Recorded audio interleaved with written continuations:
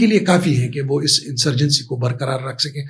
جہاں تک انڈیا کی بات ہے، جو اسلم اچھو تھے بیلے میں، جنہوں نے پھر اسلم بریگیڈ کی بنیاد بلوچستان میں مارے گئے تھے، یہ کندہار میں مارے گئے تھے، اینومینا میں. اور اس کے مرنے کی یہ تھی کہ یہ دلی میں تھے، یہ گئے تھے علاج کی غرض سے، کیونکہ جتنا بھی میڈیکل ٹریٹمنٹ ہے یا ٹریننگز ہیں تو وہ انڈینز وہ خود مان بھی چکے ہیں کہ ہم کر رہے ہیں.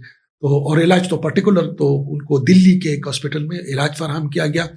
جب وہ واپس آئے تو انہوں نے وہاں پر انڈین را کے ساتھ کچھ معاملات طے کیے، جن میں پیسے بھی شامل تھے، ٹریننگ بھی تھی، سپورٹ بھی تھی، جس پر جو بیلے کے دیگر جو باہر بیٹھے ہوئی لیڈرشپ تھی وہ کافی خفا ہو گئی کہ آپ نے ہمیں اعتماد میں نہیں لیا اور ڈائریکٹ ڈیل کیا. تو وہ ناراض ہو گئے. اس نے پھر اپنا جو بریگیڈ بنایا خودکش حملہ اوروں کا، اور وہ بھی چائنیز پر مسلسل حملے کر رہے تھے. تو یہ ساری چیزیں اسٹیبلشڈ ہو گئی، اور اس وقت ان کو انڈیس کی بھی سپورٹ حاصل تھی، کیونکہ ان کی جو موت ہوتی ہے وہ اینومینا، ایک آپ یوں سمجھے کندہار صوبے کا ڈیفینس ایریا ہے، مطلب یا بحریہ ٹاؤن ہے، سوری، جہاں بڑے بڑے جو بلینئر رہا کرتے تھے. تو جو خودکش اس پر ہوا، جس میں وہ مارے گئے، جن کی تصدیق کی گئی، تو وہ کندہار کے اندر مارے گئے.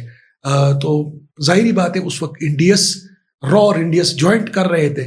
تو اور اس وقت کے جو ہمارے ساتھی بارڈر کے اس پار کندہار میں جرنلزم کر رہے تھے یا جو ایکٹیو تھے، تو ہمیں بتایا کرتے تھے کہ ایون ٹی ٹی پی اور داعش کے لوگ بھی جب کندہار میں داخل ہوتے ہیں تو وہ کارڈ دکھاتے ہیں بیلے کا، کہ جی ہم تو بیلے کے ہیں، کیونکہ ان کو وہاں پر بھی رہنے کی فیسلٹی، فوڈ، اسلحہ، ٹریننگ کیمپ، یہ ساری چیزیں طالبان کی آمد سے پہلے یہ چیزیں ان کو فراہم کی جا رہی تھی. تو اٹس این اوپن سیکرٹ، اس میں کوئی نہیں کہ انڈین اس کو وہ مان چکے ہیں، اور ریکارڈ بھی پہ بھی ہے.